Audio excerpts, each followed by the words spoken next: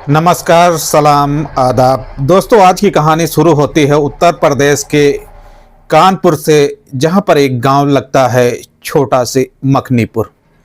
मखनीपुर गांव में एक गरीब व्यक्ति रहता है जिसका नाम सीताराम। सीताराम अपने घर में किसानी कर कर और अपने घर की पालन पोषण करता था। जहां पर कि सीताराम के दो बड़ी बेटियां भी रहती हैं, लगभग जिसकी उम्र बड़ी बेटी की, जिसका नाम मीना रहता है, उसकी उम्र लगभग 17 से 18 साल रहता है। उसकी दूसरी बेटी जो शीतल रहती है, उसका उम्र लगभग 15 साल रहता है। दोनों बेटी स्कूल में अच्छे से पढ़ रही थी और सीताराम जो था वो घर की किसानी खेती पाती कर कर और अपने घर का खर्चा चलाता था। उसकी माँ जो थी दुर्गा, वो घर गांव के आंगनबाड़ी में जाकर वहाँ पर झाड़ू पोछा कर कर जो वहाँ से पैसे मिलते थे वो अपनी बेटी लोगों को पढ़ाने के काम आती थे। लेकिन दुर्गा का जो पति रहता है सीताराम, उसके अंदर एक बहुत ही बड़ी कमियां थी। दोस्तों, कमियां ऐसी थी कि वो एक जुआरी था और एक नशेड़ी था। नशा भी बहुत करता था और जुआ भी बहुत खेलता था। वो जो दुर्गा पैसे कहीं से इधर उधर से काम कर कर लेकर आती थी, तो पति सीताराम जो रहता है अपनी पत्नी दुर्गा से पैसे लेकर और जाकर जुआ में पैसे हार जाता था। ऐसी उसकी लत थी कि उसकी पत्नी जो थी दुर्गा, वो काफ़ी परेशान हो चुकी थी अपने पति से कि आखिरकार हम करें तो क्या करें। घर की हालातें सुधरने का नाम नहीं ले रही हैं। जो हम इधर उधर से काम कर कर मेहनत मजदूरी से पैसे लाती हूँ, तो पति हमारे जाकर शराब पी जाते हैं और जुआ में हार जाते हैं। ऐसे में वो दो बेटियाँ भी रहती हैं, उनका भी धीरे धीरे कर कर बोझ जो है बढ़ता जाता है। क्योंकि बड़ी बेटी जो थी, जिसका नाम मीना रहता है, वो 11वीं का जो परीक्षा है वो दे चुकी थी और 12वीं के लिए वो अपनी तैयारी जो है कर रही थी। लेकिन यहाँ पर देखा गया है दोस्तों कि जो माँ दुर्गा रहती है उसको काफ़ी चिंता रहता है कि 12वीं क्लास में पढ़ने के लिए बेटी के पैसे भी चाहिए और पैसे के साथ साथ जो कापी किताब, ऐसी काफ़ी परेशानियों से वो उसकी माँ जो है सोच कर गुजर रही थी। और वहीं पर उसका जो पिता रहता है सीताराम, उसको कोई टेंशन नहीं था।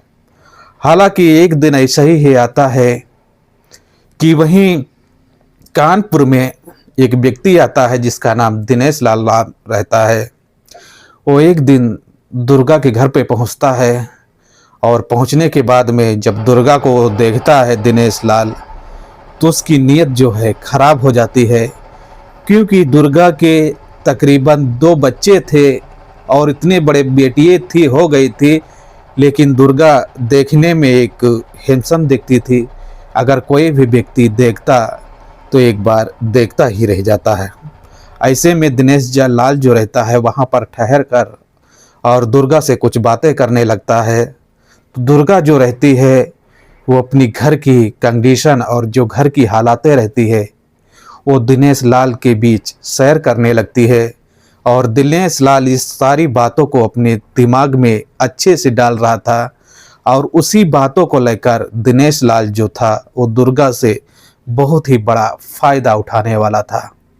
हालांकि आखिरकार दोस्तों, दिनेश लाल जो रहता है दुर्गा को थोड़ी बातें बताता है कि तुमको घबराने की ज़रूरत और टेंशन लेने की नहीं है। तुम्हारी जो बड़ी बेटी है, मैं दिल्ली में काम करता हूँ और आपकी बेटी 11वीं का एग्ज़ाम दे चुकी है और आगे आपको पढ़ाने की हिम्मत नहीं है, आपके पास पैसे नहीं हैं, तो कोई बात नहीं है। आपकी जो बड़ी बेटी है इसे हम दिल्ली में किसी कोठी में लगा देंगे और वहाँ से तकरीबन 10 से 12 हज़ार रुपये महीने के आराम से कमा सकती है। ऐसे में जो आपकी घर की परेशानी है ये कहीं न कहीं दूर हो सकती है। हालांकि इस बात को सुनकर दुर्गा जो रहती है उसके समझ में आ जाता है और समझ में आने के बाद में दुर्गा का जो नंबर रहता है वो दिनेश लाल जो रहता है वो ले लेता है। ऐसे में आखिरकार दोस्तों इन दोनों की कहानियाँ जो है फ़ोनों पर स्टार्ट हो जाती है। और इतना ही नहीं, ये तकरीबन 2 से ढाई महीने तक डेली इन दोनों से बात होने के बाद में जो प्यार है वो काफ़ी करीब धीरे धीरे कर कर आने लगता है। हालांकि यहाँ पर देखा जा रहा है कि दुर्गा जो है दिनेश से मिलने के लिए बेकरार रहती थी और दिनेश जो रहता है वो दुर्गा से मिलने के लिए बेकरार रहती थी। हालांकि कुछ समय ऐसे ही गुजरते हैं, दिनेश लाल दुर्गा के घर पर जाता है और वहाँ पर कुछ बातें करता है और बातें करने के बाद में जो इसकी बड़ी बेटी शीतल रहती है जिसकी लगभग उम्र 18 साल रहती है, उसे लेकर दिल्ली चला जाता है और दिल्ली में वो किसी कोठी में वहाँ पर सेट कर देता है। जो कोठी में किचन का काम करना रहता है, रसोई का, वहाँ पर खाना बनाकर खिलाना और घर का जो साफ सफाई करना है, ये सारे काम जो है उसको प्रोवाइड करा दिया जाता है। और मीना जो रहती हैं काफ़ी ध्यान लगाकर वो सब काम जो है करने लगती हैं। हालांकि तकरीबन 2 से ढाई महीने तक के ही गुजर जाते हैं। उसके बाद में जब मीना जो रहती है, जब उसकी सैलरी मिलती है, वो अपने घर को भेजती है और घर में भेजने के बाद में घर की हालातें जो हैं वो ठीक होने लगती है। जो उसकी छोटी बहन शीतल रहती है, उसकी पढ़ाई की जो फीसें रहती हैं वो भी सही टाइम पर पहुंचने लगती हैं। हालांकि आखिर देखा जाता है कि इनकी घर की जो मुश्किलें थीं, वो परेशानियां धीरे धीरे कर कर वो ख़त्म होने लगती हैं। लेकिन दोस्तों आखिरकार मुश्किल तो यहाँ पर देखा जा रहा है कि जब उसका पति सीताराम को मालूम चलता है कि हमारी बेटी वहाँ से पैसे भेजती है और अपनी माँ के पास पैसे भेजती है और माँ जो रहती है वो एक पैसे हमको नहीं देती, इन्हीं दोनों को लेकर विवाद जो है काफ़ी होने लगता है। घर में दोस्तों देखा जाता है कि दुर्गा और सीताराम जो रहता है पति, इन दोनों में इतनी तगड़ी विवाद होता है कि एक हाथ पैर, जैसे कि आप जानते हैं कि मारपीट जो है चालू हो जाता है। और मारपीट चालू होने के बाद में दुर्गा जो है अपना घर छोड़कर फरार हो जाती है। दोस्तों 2 से 3 दिन गुजरते हैं, दुर्गा अपने घर वापस नहीं आती है।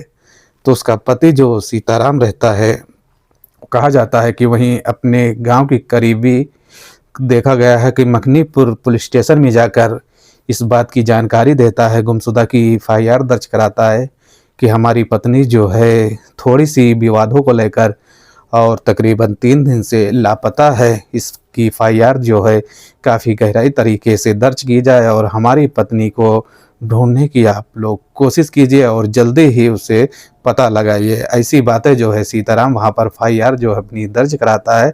हालांकि वहाँ मखनी पुलिस स्टेशन जो रहती है इस पूरे मामले को लेकर एक गंभीरता से इसकी एफआईआर जो है दर्ज की जाती है। और दर्ज करने के बाद में वो जो है दुर्गा का पता लगाना वहाँ की पुलिस टीम जो है चालू कर देती है। हालांकि 4 से 5 दिन ऐसे ही गुजरते हैं, लेकिन पुलिस को कहीं से कुछ पता और कहीं से कुछ प्रूफ जो है नहीं मिल पाता।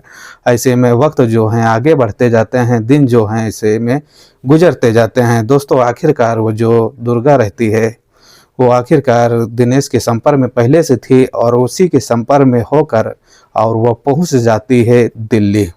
दिल्ली में पहुंचने के बाद में दिनेश जो है उसको रेलवे स्टेशन पे आता है, रेलवे स्टेशन से अपने एक रूम पर ले जाता है। और रूम पर ले जाने के बाद में दोस्तों देखा जाता है कि जो दुर्गा और दिनेश की पहले से बातें चल रही थी, जो इन दोनों का प्यार मोहब्बत का सिलसिला था काफ़ी बढ़ चुका था और काफ़ी गहराई से ये प्यार मोहब्बत का सिलसिला जो है चल रहा था।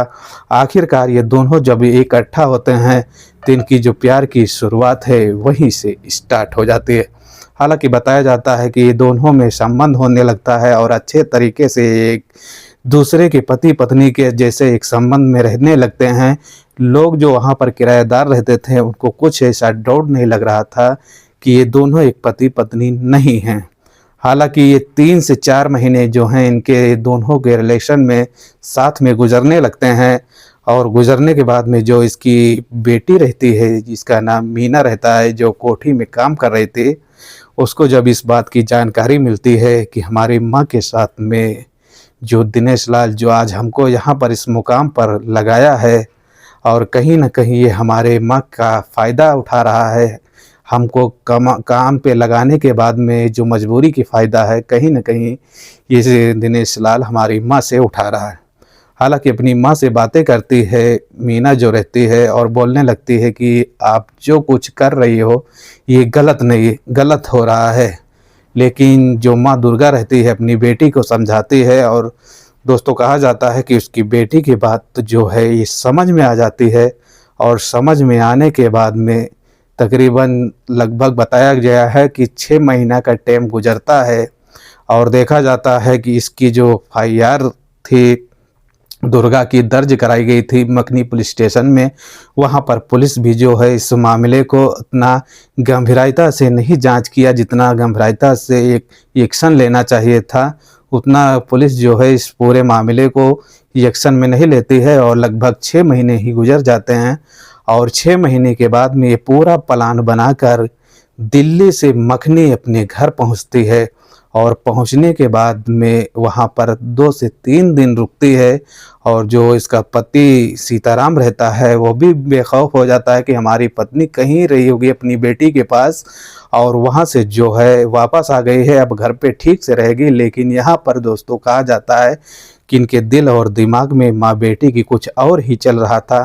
हालांकि पति जो है रात में कुछ खाना खाने के बाद में जल्दी ही सो जाता है और माँ और बेटी मिलकर अपने ही बाप को और जो उसकी माँ रहती है अपने ही पति को दोनों मिलकर कुल्हाड़ियों से काट काट कर उसे टुकड़े कर देते हैं। टुकड़े करने के बाद में लापता हो जाते हैं। हालांकि सुबह जब होता है, जब गांव के लोग जानते हैं इस पूरे घटना को, तो उनके पैरों से ज़मीन निकल जाती है। लोग सोचने पर मजबूर हो जाते हैं कि ऐसी कौन सी व्यक्ति हैं और कौन से लोग हैं जो इस पूरे घटना को अंजाम दिए हैं। हालांकि मखनीपुर जो पुलिस स्टेशन रहती है वहां से पुलिस आती है, इस पूरे घटना को देखती है और बॉडी को जो है अपने कब्जे में लेकर पोस्टमार्टम के लिए भेजी जाती है और पुलिस जो है अपना देखा जाता है कि अपना रवैये के हिसाब से इसकी जांच जो है शुरू कर देती है। जांच शुरू करने के बाद में 2 से 3 दिन के बाद में ही बड़ा खुलासा होता है कि इसका कोई कातिल नहीं है, इसकी पत्नी और इसकी बेटी है। हालांकि पुलिस जो है उसको सख्ती से गिरफ्तार करती है और गिरफ्तार करने के बाद में कहा जाता है दोस्तों कि जब इसकी बेटी जो रहती है बड़ी वाली, जिसका नाम मीना रहता है, और जो उसकी छोटी बेटी शीतल रहती है, हाँ, ये दोनों लोग अपनी कहानियाँ जो है सुनाने लगती हैं कि हमारा पिता जो था अच्छा नहीं था, शराबी था, जुआरी था, हमारे माँ के साथ में काफ़ी टॉर्चर करता था, इसलिए हम लोग मिलकर इस घटने को अंजाम दिए हैं। हालांकि कहा जाता है दोस्तों कि इस समय देखा जा रहा है कि कानपुर के मखनी पुलिस स्टेशन में ये माँ बेटी दोनों जो हैं सलाखों के पीछे हैं और आने वाले दिन में देखा जाता है कि इन दोनों के साथ क्या हो सकता है। कोर्ट ही जो फैसला लेगी, अब उसी फैसले पे सारे लोग को निर्भर है। तो दोस्तों ये पूरी घटनाक्रम सुनाने का हमारा क्यों उद्देश्य रहता है कि आपको परेशान नहीं करना, ना आपको दिल को ठोस पहुंचाना है, बस आप लोगों को जागरूक और संकेत और सचेत करना है। अगर कहानी में कुछ जानकारी मिली होगी तो वीडियो को लाइक और शेयर और अपने दोस्तों फ्रेंडों में शेयर जरूर करना। और एक छोटा सा रिक्वेस्ट रहता है कि हमारी वीडियो किस देश और किस राज्य और किस ज़िले से देख रहे हैं, कमेंट सेक्शन में अपनी राय जो है ज़रूर देना। जय हिंद, जय भारत।